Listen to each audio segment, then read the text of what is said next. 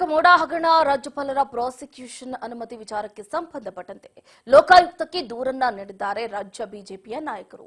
CM Siddaramaiah ಸೇರಿದಂತೆ ಹಲವರ ವಿರುದ್ಧ ದೂರನ್ನ ಸಲ್ಲಿಕೆ ಮಾಡಿದ್ದಾರೆ. ಬರೀ ದೂರಲ್ಲೇ ಕಳೆದೋಯ್ತು ರಾಜಕಾರಣ.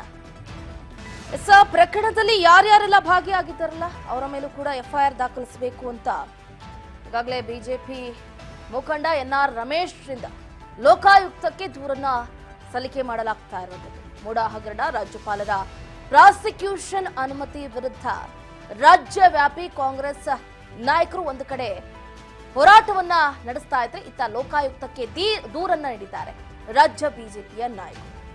ಎಫ್ಐಆರ್ ದಾಖಲು ಮಾಡಬೇಕು, ಇದು ಬಿಜೆಪಿಯಿಂದ ಮಾಡ್ತಾ ಇರುವಂತಹ ಮನವಿ. ಗಮನಿಸ್ತಾ ಇದ್ರೆ ಒಂದು ಕಡೆ ಬಿಜೆಪಿ ಅವರ ಮನವಿ ಪತ್ರದಲ್ಲಿ ಏನೇನಿಲ್ಲ ಮೆನ್ಷನ್ ಮಾಡಿದ್ದಾರೆ ಅಂತ. ಯಾವುದೇ ಕಾರಣಕ್ಕೂ ಕೂಡ ಸಿಎಂ ಸಿದ್ದರಾಮಯ್ಯನವರನ್ನ ಬಿಡೋ ಹಾಗಿಲ್ಲ.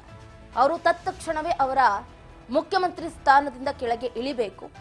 ಆಗ್ಲೇನೆ ನಾವು ಮಾಡಿರುವಂತಹ ಹೋರಾಟಕ್ಕೆ, ಪಾದಯಾತ್ರೆಗೆ ತಕ್ಕ ಜಯ ಸಿಗುತ್ತೆ ಅಂತ ಬಿಜೆಪಿ ಹಾಗೆ ಜೆಡಿಎಸ್ನ ನಾಯಕರು ಈಗಾಗಲೇ ದೊಡ್ಡ ಮಟ್ಟದಲ್ಲಿ ತೀರ್ಮಾನವನ್ನ ಕೈಗೊಂಡಂತೆ ಕಾಣ್ತಾ ಇದೆ. ಗಮನಿಸ್ತಾ ಇದ್ರ ಎನ್ಆರ್ ರಮೇಶ್ ಅವರು ಈಗಾಗಲೇ ಲೋಕಾಯುಕ್ತಕ್ಕೆ ತೆರಳಿ ದೂರನ್ನ ಸಲ್ಲಿಸಿರುವಂತಹ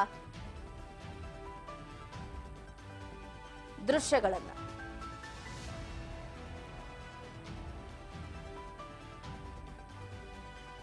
ಫೈನಲಿ ಈಗ ಒಂದು ಕಡೆ ಸಿದ್ದರಾಮಯ್ಯನವರು 22 ಒಂದು ಕಡೆ ಶಾಸಕಾಂಗ ಸಭೆಯಲ್ಲಿ ಭಾಗಿಯಾಗಿ ತದನಂತರ 23ನೇ ತಾರೀಕು ದೆಹಲಿಯ ದಂಡಯಾತ್ರೆಯನ್ನ ಕೈಗೊಳ್ತಾರೆ. ಈ ಇಕ್ಕಟ್ಟಿನಿಂದ ಹೇಗಾದ್ರೂ ಮಾಡಿ ಸರ್ಕೋಬೇಕು ಅಥವಾ ಈ ಕಪ್ಪು ಚುಕ್ಕೆಯಿಂದ ಹೇಗಾದ್ರೂ ನಾನು ಮರೆ ಮಾಚ್ಕೋಬೇಕು ಅಂತ ಸಾಕಷ್ಟು ಪ್ರಯತ್ನವನ್ನ ಪಡ್ತಾ ಇದ್ದಾರೆ.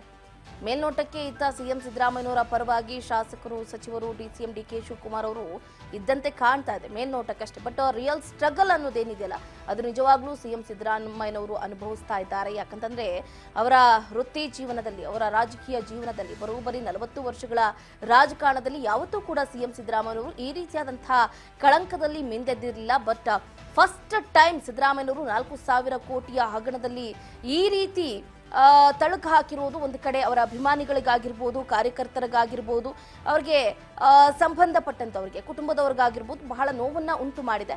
ಆ ನೋವನ್ನ ಹೇಗಾದ್ರೂ ಮಾಡಿ ಮರೆಮಾಚಬೇಕು ಅಂತ ಸಿದ್ದರಾಮಯ್ಯನವರು ಕೂಡ ಸಾಕಷ್ಟು ಪ್ರಯತ್ನವನ್ನ ಪಡ್ತಾ ಇದ್ದಾರೆ. ನೋಡೋಣ ಹಾಗಾದ್ರೆ ಒಂದು ಕಡೆ ಸಿದ್ದರಾಮಯ್ಯನವರು ಇದರ ವಿರುದ್ಧ ಹೇಗೆ ಹೋರಾಟವನ್ನ ನಡೆಸ್ತಾರೆ, ಅದಕ್ಕೆ ಪ್ರತಿಯಾಗಿ ಬಿಜೆಪಿ ಹಾಗೆ ಜೆಡಿಎಸ್ನ ನಾಯಕರು ಸಿದ್ದರಾಮಯ್ಯನವರನ್ನ ಸಿಲುಕಿಸೋದಕ್ಕೆ ಹೇಗೆಲ್ಲ ಪ್ರಯತ್ನವನ್ನ ಪಡ್ತಾರೆ ಏನು ಅನ್ನೋದನ್ನ